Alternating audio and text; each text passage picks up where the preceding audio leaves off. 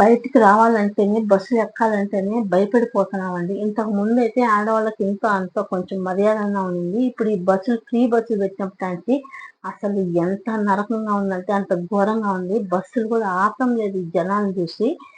చిన్న పిల్లలైతే పాపం బస్సుల్లో నలిగిపోతున్నారండి. ఆ ఉడక్కి, ఆ జనాలకి, ఊపిరాడక చాలా ఘోరంగా అనిపిస్తుంది.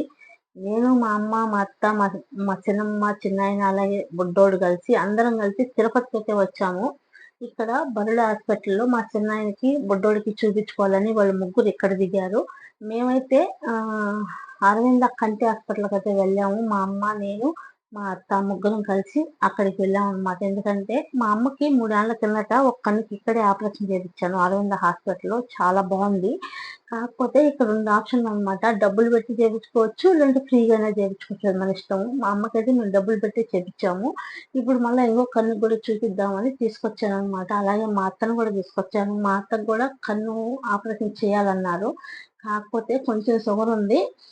వారం తర్వాత కంట్రోల్ చేసుకొని రమ్మన్నారనమాట. మా అమ్మకైతే 1 ఇయర్ తర్వాతైనా చేసుకోవచ్చు. ఏమి ఇబ్బంది లేదని చెప్పేసి అద్దాలు రాపిచ్చారు.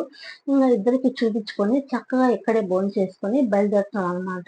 భోజనాలైతే ఇక్కడే ఉంటాయి. బయట ఎక్కడ చుట్టుపక్కల ఉండవనమాట. ఈ ఈ హాస్పిటల్‌లోనే ఉచితంగా చేసే పక్క ఒక హోటల్ ఉంటుంది. డబ్బులు పెట్టి చేర్చుకునే పక్క ఓ హోటల్ ఉంటుందనమాట. ఇక్కడే భోంచేసి బయటికైతే వచ్చాము. ఆటోలు కూడా ఎక్కడికో వెళ్ళాల్సిన అవసరం లేదు. హాస్పిటల్ దగ్గరే, హాస్పిటల్ ముందరే ఉంటాయన్నమాట ఆటోలు కూడా. ఎక్కి బస్ స్టాండ్‌కెళ్ళొచ్చు. రూ. 30 తీసుకుంటారు ఆటోకి. వీడియో ఎలా అనిపించిందో ప్లీజ్ లైక్ చేసి మన ఛానల్ సబ్స్క్రైబ్